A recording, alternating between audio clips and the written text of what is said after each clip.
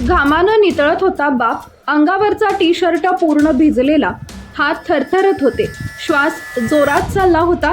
पण तरीही त्यानं ते जड फ्रीज पुन्हा उचललं, कारण थांबण्याची त्याला परवानगी नव्हती. टेम्पोमध्ये ठेवलेली मोठमोठी फ्रीज एकट्यानं उतरवणारा तो बाप प्रत्येक वेळी जणू स्वतःचं आयुष्यच उचलत होता.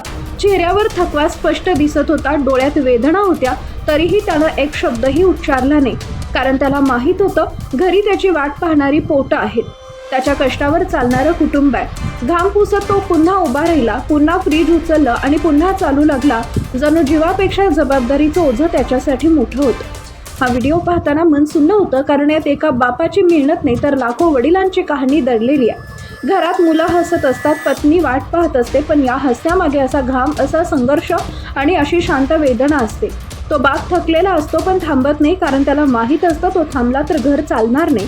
त्याच्या प्रत्येक पावलात कुटुंबाची जबाबदारी असते, प्रत्येक घामाच्या थेंबात त्याग असतो. आणि म्हणूनच हा व्हिडिओ पाहताना डोळ्यात पाणी येतं, कारण खरा हिरो कुठंतरी स्टेजवर नाही तर असाच घामानं निथळत आपल्या कुटुंबासाठी आयुष्य उचलत असतो, आणि आपण मात्र त्याचा संघर्ष कधीच पाहत नाही.